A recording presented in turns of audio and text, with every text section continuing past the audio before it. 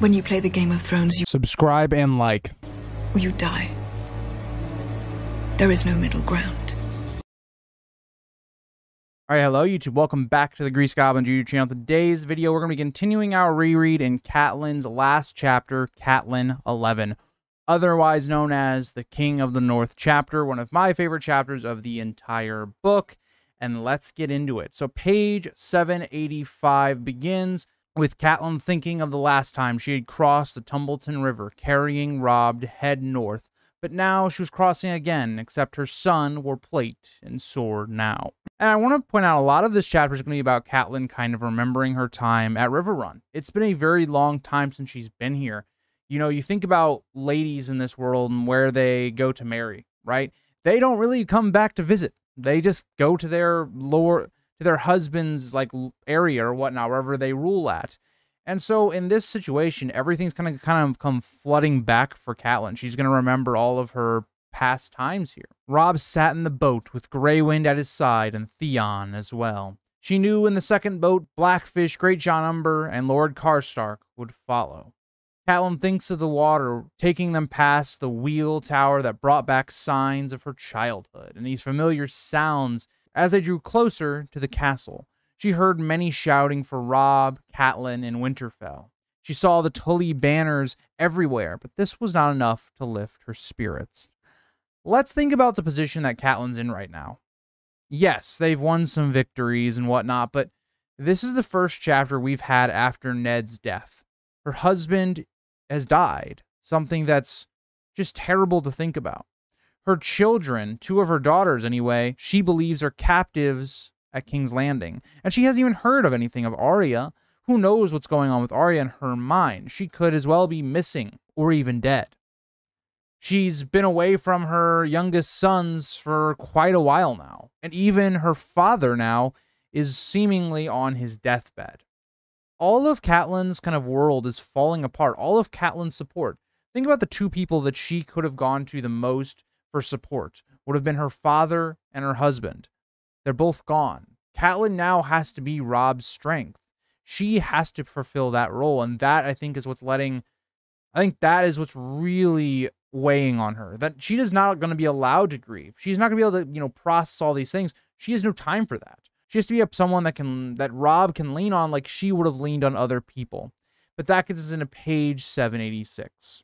She wonders if her heart would ever lift again as she thinks of Ned. She notes the portcullis being raised so they can pass under it, but she sees the rust that is plainly there and wonders if it will withstand rams hitting it. She thought of things like this quite often. And Catelyn is just very worried about their situation.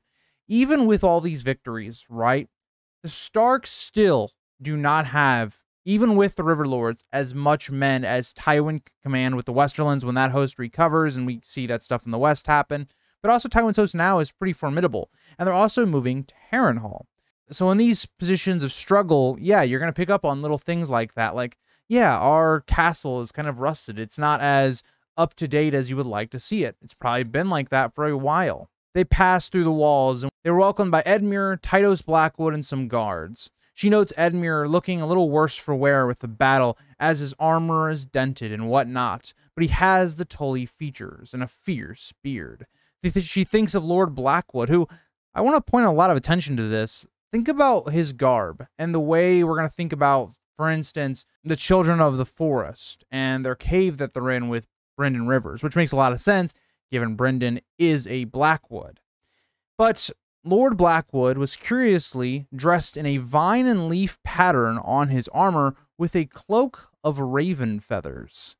Very interesting description that really connects to Bloodraven and the old gods and the Children of the Forest. Edmure commands them to be brought in, and a man is scared as he falls to the ground when Greywind jumps out of their boat. Theon helps Catelyn get out as well. Edmure came down the steps to greet her as she thinks of his blue eyes and his face that was meant for smiling. But he was not smiling now. He looked tired and worn out from the battle as well from stress. Let's remember, right? Edmure is somebody that, his father's dying. He has had to take command of the Tully forces, and he stood no hope against the Lannisters by himself. He has less men. He is struggling on what to do. Should he be trying to protect his people, trying to protect all of his land? Should he be conciliating all of his army at like River Run, for instance? He is someone that, you know, he's becoming Lord at a really bad moment, right? He's becoming Lord at the very beginning of a war. So it's not a great situation. It puts a lot of stress on Edmure, and he looks it very much, especially also that he was just a prisoner as well. Catelyn hugged him fiercely, but once they parted, Edmure said he is sorry about Ned and her loss. He will make the Lannisters pay. But Catelyn talks about something that's going to be a huge moment for this chapter. It's something that is a theme of this chapter and in the entire story. Catelyn wisely says, will vengeance bring him back? And it's true, right? No amount of killing is going to bring back your husband or your father or your whatever. So when you look at that point, what does revenge really do? Does it make you feel better? No, not particularly. So why do this for vengeance? And Catelyn notes that the wound was still too near for softer words, but she must not think of him now. She has to be strong and ask to see father. Again, Catelyn just has to be strong. She can't break down. This isn't the time for that. Robb is still 15 years old. He needs his mother at this time. He needs that support. Her father's steward steps in saying he is bedridden and for her to be taken to him. Edmure says he will take her, and the two walk through the castle as Catelyn notes the spot where Brandon and Littlefinger fought for her favor. Interesting that this is brought up now, you know, after Ned's death, and Littlefinger directly was responsible really for Ned's death in terms of betraying him as the Goldcloaks go for Cersei instead, and also being the one that probably whispered in Joffrey's ear for Ned to actually be killed. As they walk between two guards, she asks how bad he is, and Edmure solemnly notes he will not be with them much longer than Maesters suggest, and his pain is constant and grievous. A rage seemed to fill Catelyn and almost everyone. Catelyn is just frustrated. She's tired of all the struggles that she's been going through. She wants to lash out at anyone. And it's very understandable given that she's just lost her husband, as well as the confirmation that her father is going to die soon. The world is just collapsing for Catelyn. She asks why she hadn't been told sooner, and Edmure notes he forbade it as he thought if the Lannisters knew how frail he was, they would attack. And this is very smart by Hoster, right? Because I think that the Lannisters would have probably attacked anyway, but if you're thinking about it, it would make them want to attack even more. If Hoster Tully is on the edge of death, right? Edmure is this young lord who is untested, who doesn't have any military, experience. Now would be the time to attack. So I think Hoster is actually quite wise in that. But instantly, Cat feels guilty as a voice in her head says it was her doing. If she hadn't taken it up upon herself to seize the dwarf, but she stops. And she's completely right. The Lannisters would not have preemptively attacked if Tyrion had not been, taken prisoner.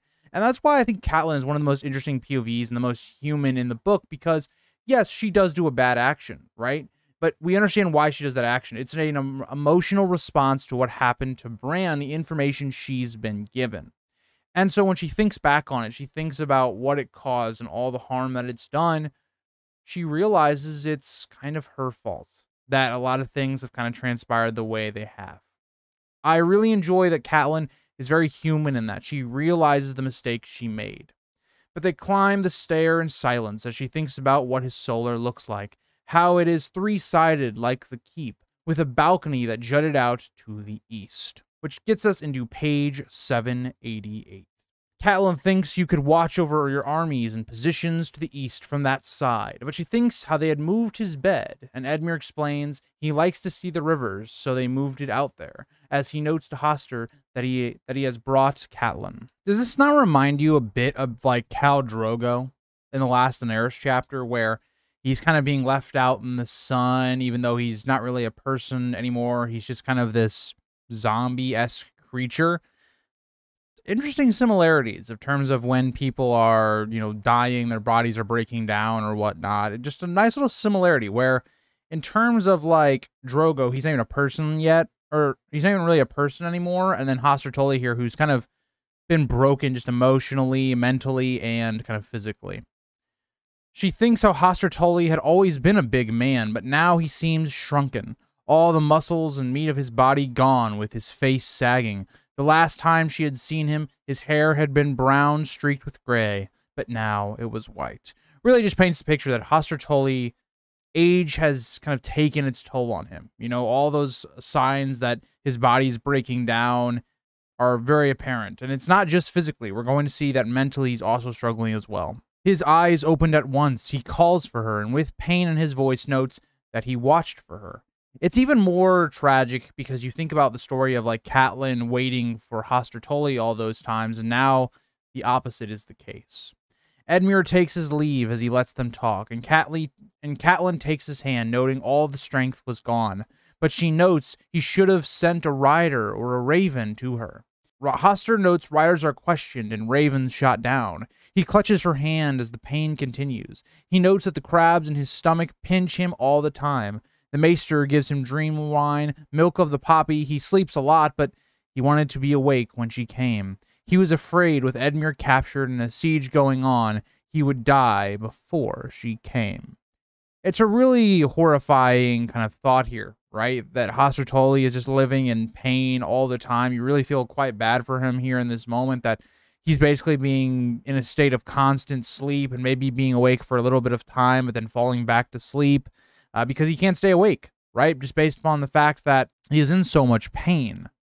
It is a really awful thing, but he is smart enough to realize, like, yeah, it was not a good thing to send a message to her. Just wouldn't have gone well, just in terms of if a Lannister had actually figured that out. Catelyn notes that she is here and her son Robb as well, and Hoster notes he had his eyes. And Catelyn agrees, noting he still does, and that they've brought Jaime Lannister in chains, and that the castle is free. But Hoster already knew this. He had wanted to go to the gatehouse to watch, and it was beautiful. All the torches and the cries on the river. That gets into page 789. This had to feel good for Hoster Tully, right? You know, all these people sieging his castle for things that he didn't even do, and watching them all lose. It must have been a nice sight for Hoster, where he finds very little enjoyment left in his life. He continues, noting that when the siege tower went up in fire, he could have died then if he had seen them before. He asks if Robb did that, and Cat responds, yes, him and the Blackfish, he is here as well. And Hoster notes he is back from the Vale, to which Catelyn confirms and asks if Lysa has also come.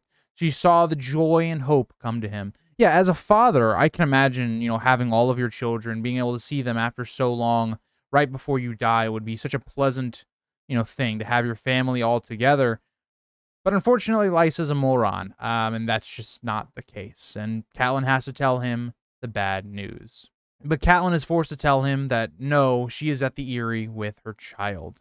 He gave a weary nod, saying, Lord Robert now. Poor Lord Aaron is dead, and asks why she did not come with you. It must be quite weird. Why wouldn't, during a time of war, Lysa and the Eyrie be helping them? It doesn't really make a lot of sense. But Catelyn kind of gingerly gives him the answer. Catelyn says she is frightened and believes the Eyrie will keep her safe. She asks if she will see Robb and the Blackfish. He once again reiterates that he remembers him having his eyes and says to bring him. And Catelyn asks what of Blackfish. And Hoster asks if he has married yet. This is the thing we see all the time. Hoster's big on his marriage alliances.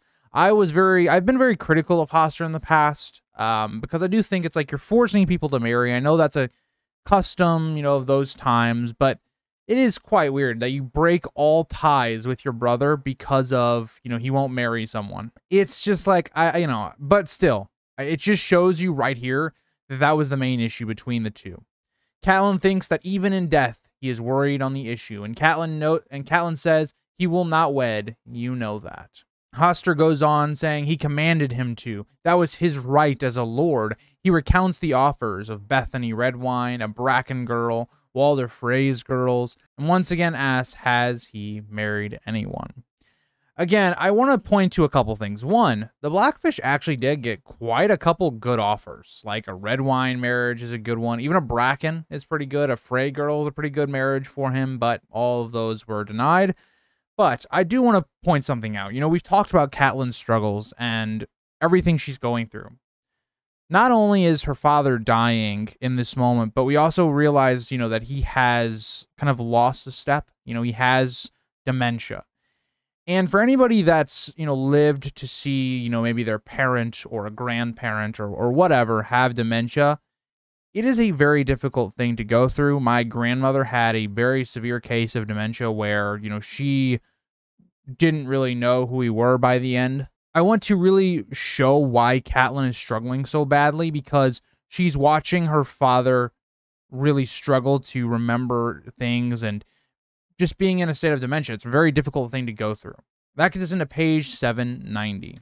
She says, "No one, but he has fought many times to get here.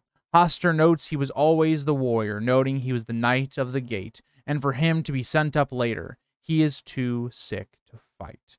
It's a nice moment that Hoster actually wants to see his brother again right before he dies. Even though they may have their issues, it is a nice moment. Catelyn kissed his forehead and left, finding Blackfish in the lower bailey.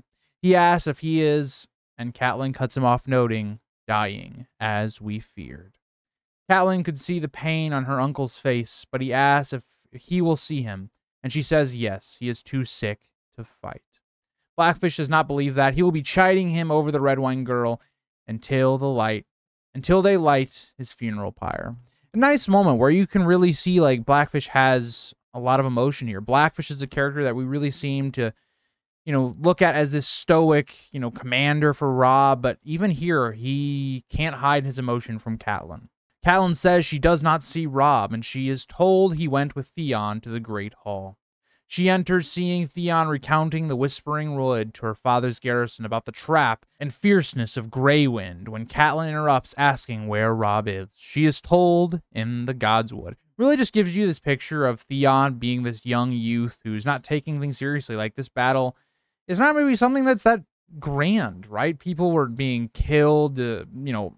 Warfare is not this glorious thing as Theon's kind of making it out to be.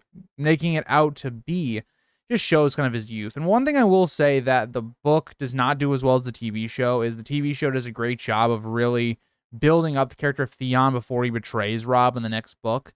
So that is one thing that it's a nice scene that we finally get a little bit more building of Theon, because we only see him every once so often actually have moments. So Catelyn thinks that he is Ned's son as much as hers, and once again thinks of Ned's sadness, because Robb, just like his father, goes to pay his respects at the Godswood, the old gods not taking the new, and that reminds her of Ned. And really, that's the one big thing, is that every time she looks at Robb, she's going to remember Ned, because the two are so alike, and that's just another layer of tragedy for Catelyn in this moment. She sees Robb and some of the other lords and ladies all kneeling and praying, as she realizes these are all the people who follow the old gods. She asked herself what gods she prayed to and had no answer. It's a great question because, again, I want to use kind of my own experiences to kind of relate with Catelyn. I think maybe not for me, but when my grandfather passed, it was something that was very sudden and it was not expected. So I saw this firsthand with both my mother and my aunt, and they started questioning, their faith and their beliefs. It's one of those things where you question, is there a higher power? Like, if there was a higher power, why would they take away your loved ones in the way they do? And why do certain things happen? It's very human for Catelyn to think of that, right? In this deep moment of sadness, how could the gods take away Ned from her? She thinks it would not do to disturb them. The gods must have their due, even if they were cruel, and to take her husband and father from her at the same time. She begins to get memories of her father teaching her to ride, where Edmure had broken his arm, and where she, Lysa, and Littlefinger had practiced kissing. This is a big moment of foreshadowing. I've always looked at this, and I'm like, Littlefinger, you can understand why he, liked Catelyn and Lysa. He grew up like making out with them, basically. But it does show you that there is this interest with Lysa and Littlefinger that we just don't really pick up on until later on the story, when it's revealed of what Littlefinger and Lysa have been doing. But we get even more of this foreshadowing as she recounts her time with Littlefinger. She had not thought of these memories in a long time, when she had been no older than Sansa, and Lysa younger than Arya, and even Littlefinger younger but eager. Littlefinger must have been real young, because Arya herself is pretty young, and apparently Lysa was younger than that. So it does make sense that like Lysa and Littlefinger were more of an age. But I do find that weird. This is a very young age to be playing kissing games, I guess. But who knows? In this world, you get married at like 14, 13, so I guess that makes sense. She remembered his kisses serious and laughing at the same time. She thinks how Littlefinger was always getting into trouble, and how once, after she had told her sister, he had tried to put his tongue in her mouth, and Lysa said that she had liked it. Really shows the differences of which one wants Littlefinger and which one does not. A lot of foreshadowing as to what is really happening with Lysa. Robb got to his feet, and she wonders if her son had ever kissed a girl. She remembered the way Jane Poole and the other girls had looked at him. He had fought in battles and even killed men. Surely he had been kissed. There were tears in her eyes, and she wipes them away angrily. She's worried about her son, right? And out of all these people that are dying around her, Robb is someone that has not experienced, growing up. He hasn't had, time to be a teenager. He's had to take up, the army of the North and going south and going to war. It's very reasonable by Catelyn to think about this and go, my son hasn't even kissed a girl, probably. It really factors into Catelyn's motivations in this chapter as to why she asked for peace and not for war and all these things. Because she's heartbroken by war. All this tragedy of coming south has destroyed her family. But that gets us into page 792. Catelyn in this moment is just overcome with thinking of her own romance with Ned, her childhood, and one of the most human moments of the first book, in my opinion. Robb called her and noted that there must be a council called. There has been news from the south. Catelyn says, what about Hoster? He is dying and wants to see you. Again, think about another part of why Catelyn wants peace. Robb doesn't even have the time to visit his grandfather who is dying and could die at any second, but he's prioritizing a council because he has to. They have to know what they're going to do moving forward into the next book. He notes he is sorry, but Renly has declared himself a king, taking his brother's crown. She says Renly, as she is shocked she thought it would be Stannis, and Glover agrees, noting, so did we all. The war council assembled in the great hall, with Edmure in the high seat with the blackfish next to him. Many lords of the Riverlands had heard of the victory and were in attendance, notably Lord Bracken, who sat as far from Lord Blackwood as was permitted. The two just don't like each other. I want to do a video in the future about the Bracken and Blackwood dislike and why that is, but for now, this just shows they don't like each other. The Northern Lords sat opposite, notably Lord Karstark, who looked sick from grief, as two of his sons had been lost in the Whispering Wood, and his eldest had not been heard of from the Battle of the Green Fork. You can really understand Lord Karstark as well. Everything that Catelyn is feeling, Lord Karstark is also feeling. All of his family is dying because of this war, but instead of taking the approach that Catelyn has, and wanting to stop this war from more people having to die, he's taking the opposite. He wants revenge because he thinks that thirst for revenge can somehow fix his loss. It doesn't work that way. All the lords in turn took their chance to argue and yell or walk out to return sulking or smiling. Catelyn listened to it all. It really builds up this picture of just people going at it. Everybody just taking turns yelling at each other, thinking about, what they know is what is right, that they should do what they're telling them to do. And that's just going to go on forever because you have so many lords in the room. You have so many people that think they're right. How do you come to what is the right choice? She heard how Roose Bolton had retreated to the causeway and Walder Frey held the twins. Tywin was heading for Harrenhal, and all agreed there were now two kings. Many of the lords urged meeting the Lannisters at Harrenhal, but others argued differently. Mark Piper said they should strike at Casterly Rock in the west. Lord Mallister argued patience, they are cutting off the Lannister supply line. But Titus Blackwood would have none of it, arguing they should finish them off and bring down Roose's army as well. But like usual, Lord Bracken disagreed, saying they should go south and join Renly. Of all of these, there's just so many ways you can go about it, right? It's why Robb's position as King of the North is going to be so difficult. He has so many different personalities, so many different battle strategies that he could possibly do. What is the correct one?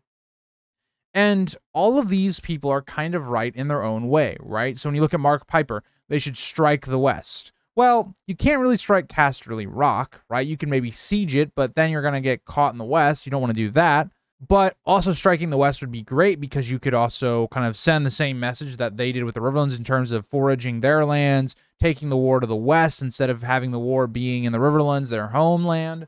But at the same time, again, Mark Piper is not really getting at that point. But Lord Mallister's also right? They're cutting off the Lannister supply lines. Why be hasty? They can wait out the Lannisters.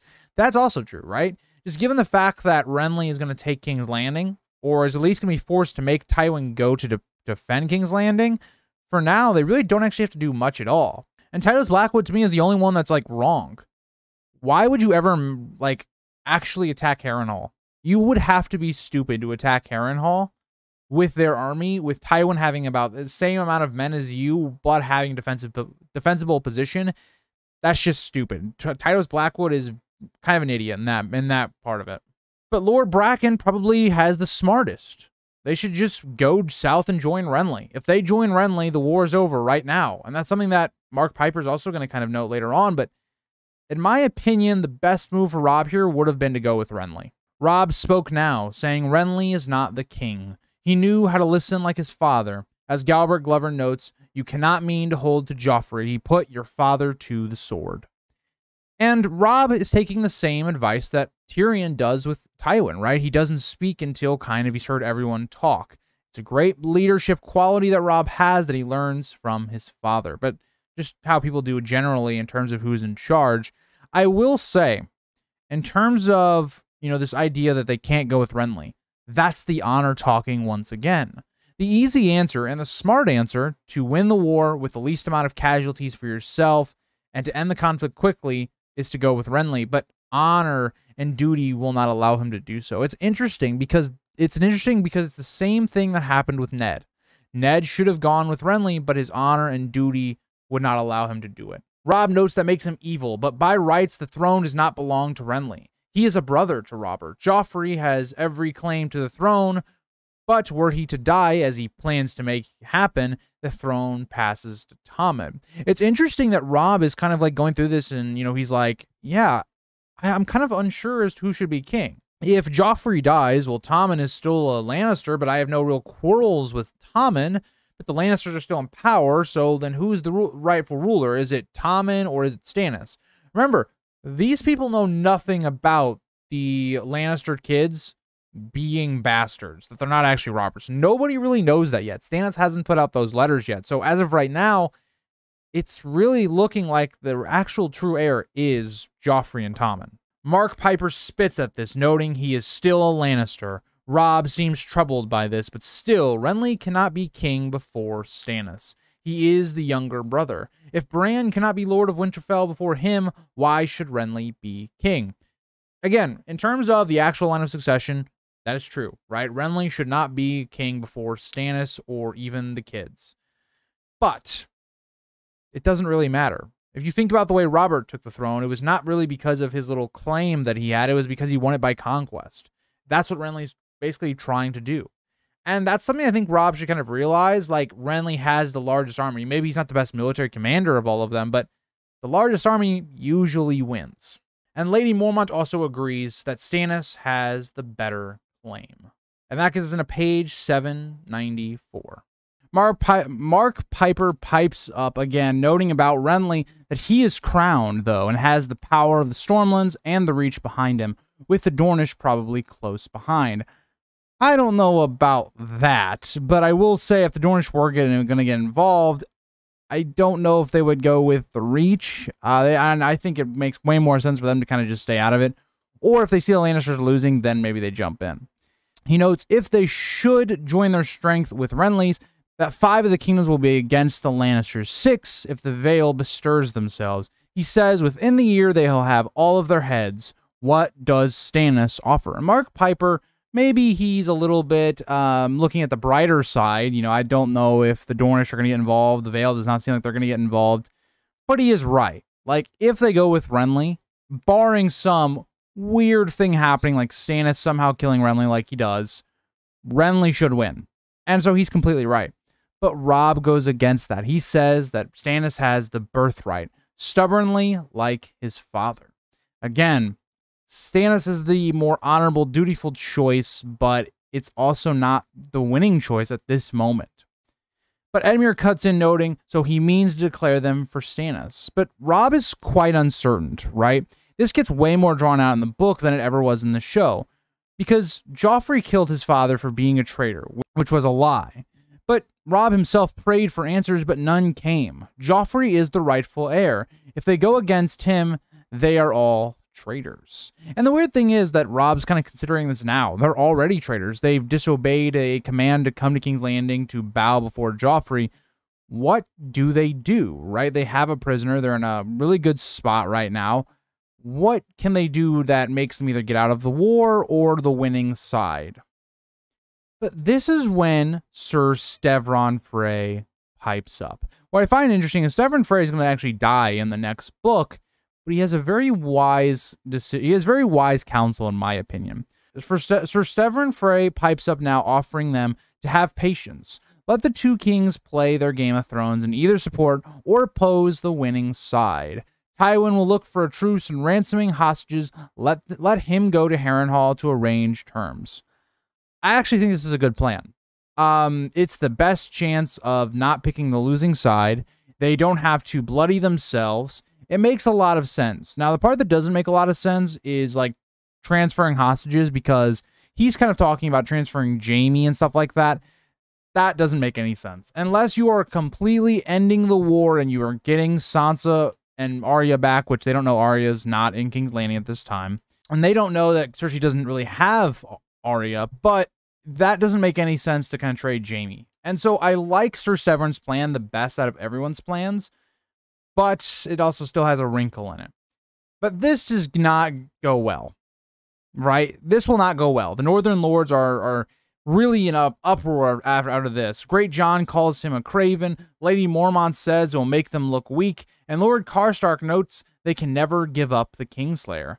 I don't think this is craven at all. It's more hedging your bets, right? You've already committed. You are already in a position of power. You've beat the Lannisters multiple times. You've been in wars. I think it's very weird to call him craven, but I understand the rationale. But I do find Sir Stevron Frey, his perspective is, I think, one of the best of all the counsel that's been given so far. Lady Mormont calling him, saying they'll look weak.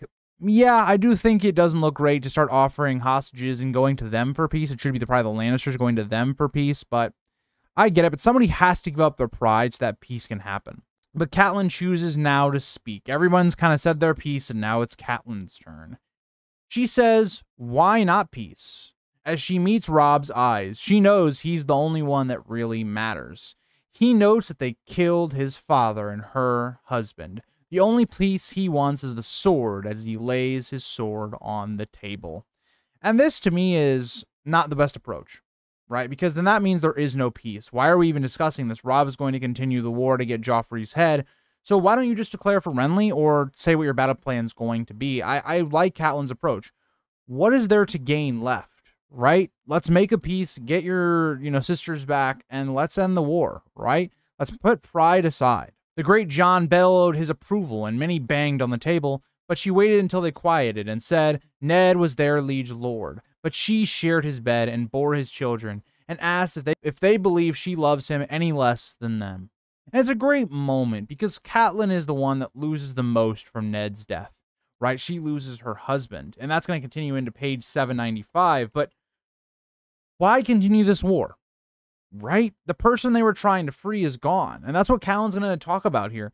As Catelyn was on the verge of breaking down, she speaks, asking if Robb's sword can bring Ned back, or Darren Hornwood, or Lord Karstark's sons. How many more have to die? And I want to point out, Catelyn is kind of the voice of reason. She is completely correct here.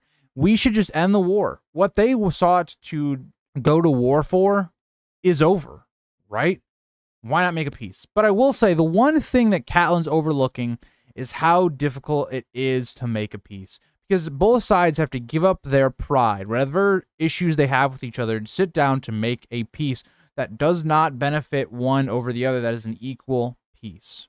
And that, to me, is the one thing Catelyn doesn't understand. Because right now, everything is about leverage. Everything is about who is viewed as the winning the war, who's viewed as losing the war.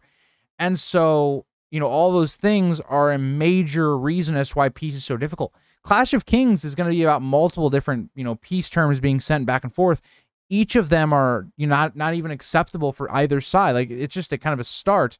You see how long it really takes for a peace to happen. And in that terms of you negotiating that peace, maybe your position gets worse or better. And that's a big aspect of the war.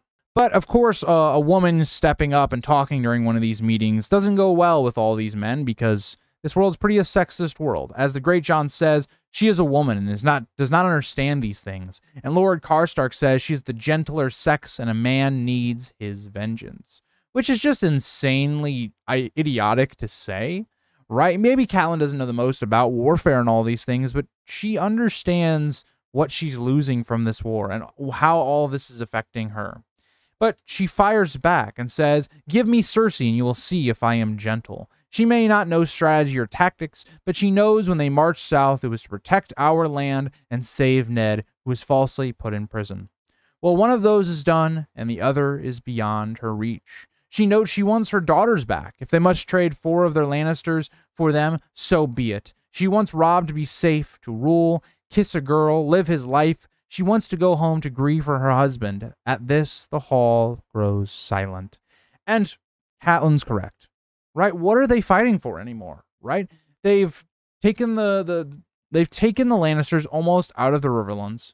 They cannot rescue Ned anymore. Let's make a peace. But people's pride, their vengeance, all these things that they think will help them get in the way. Her uncle says peace, but on what terms? He's exactly right. That is the main issue of this entire talk. If there's going to be a peace, how is it going to affect the North? Are they going to be forced to give up all these hostages to the crown? Will it be on equal terms? How will it go?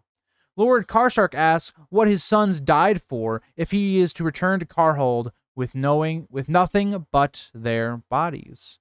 Or with nothing but their bones. It's an interesting moment because Lord Karstark is viewing this war now as like, well, if we stop now, what did they die for? And in a lot of ways, you can say that they died so that the North could have a peace, right? That they could be viewed as a threat to the Lannisters, so that a peace could be made so that they themselves were not a threat. And their Riverland brothers also didn't get attacked. Even Lord Bracken pipes up, noting the mountain came to their lands and plundered and pillaged Stonehenge. It's a ruin, and now he is to bend the knee to the man who sent them. Again, it's people not being able to put aside their pride, not being able to see the bigger picture, only seeing their personal vendettas and all of these things. It's the reason, for instance, the wildlings and the Night's Watchmen can't make common cause against the threat of the others. It's the reason the Brackens and the Blackwoods have had issues going back for generations. People's pride and people's vengeance gets in the way.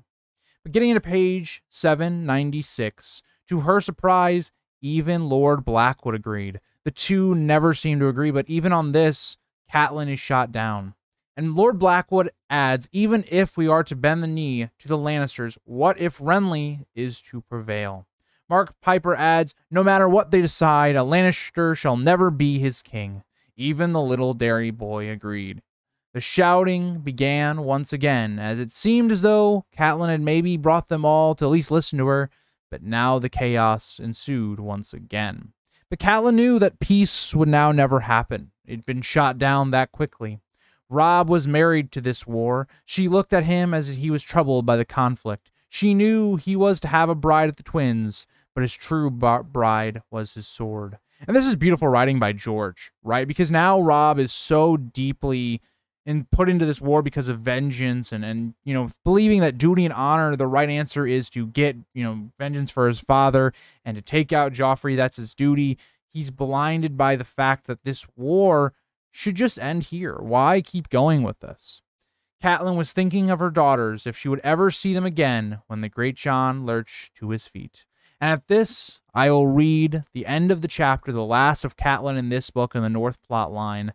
And I want to say, before we get into this moment is read as this heroic moment, this moment where Robb has become this king of the North, and one of the most hair-raising, goosebump-inducing moments of the entire series. I know every time I watch the show, this is my favorite scene, or at least one of my favorite scenes in the entire show.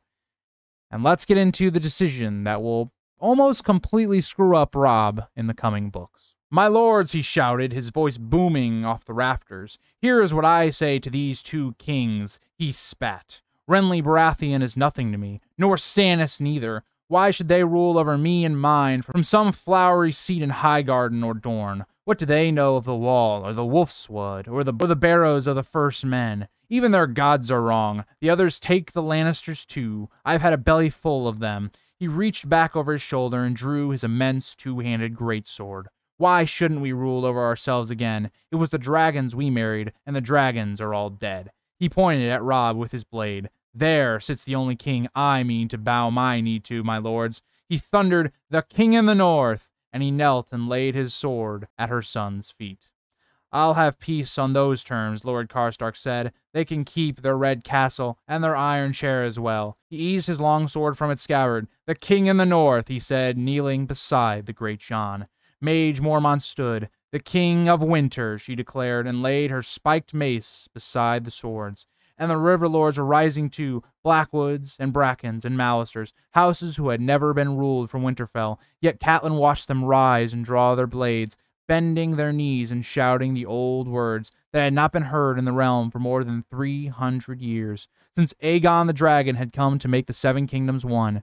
Yet now we heard again, ringing from the timbers of her father's hall, "The king in the north, the king in the north, the king in the north." And that ends the Northern plot in A Game of Thrones. What a beautiful moment where all it takes is all these lords bellowing and they've been complaining about what option they should go with. Why not the commander that's led them to victory, that has gotten Jaime Lannister to be a prisoner, that's freed River Run even when it seemed like it'd be against all odds? Why not Robb?